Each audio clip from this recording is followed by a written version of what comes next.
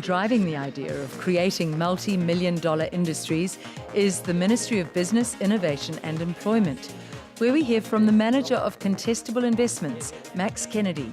So part of it was an obvious money stream, revenue stream that was going to be created, but also the idea of reducing what goes into landfill in New Zealand, reducing waste? Absolutely. What we want to do is utilise everything. So the modern buzzword is whole of resource processing, so that you actually are utilising all the resource and not having waste bits that you then have to dispose of.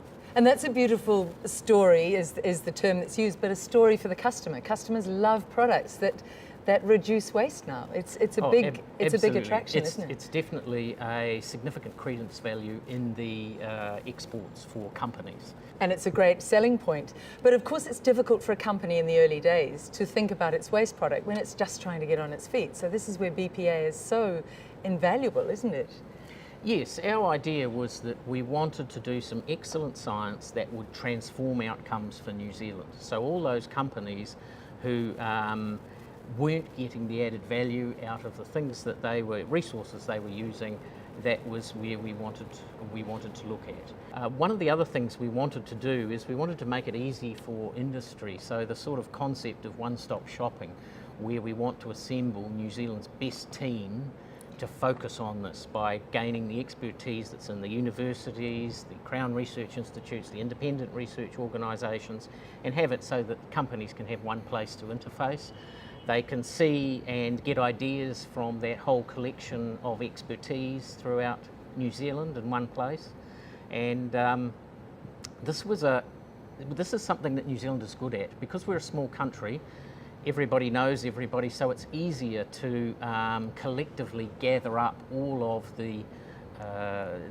this sort of expertise in one place. And when I look around the world, I find that this way of doing things is relatively unique. I think that's a terrific point, and you're now getting scientists who are working together beautifully through the BPA businesses who might before have been competing, doing research in separate parts of the country, but wasting resource, if you like, because doing the same research. Now they're talking to one another through BPA. Yes, absolutely. And it's also equipment as well, list of pilot plant equipment, that sort of thing. You can have that in one place to enable companies to access that. And they're doing some great science. So that's really what we want to see. So our vision for the future would be, we actually want New Zealand to be a world leader in this area. We want us to get the maximum possible out of our raw materials that we can gain.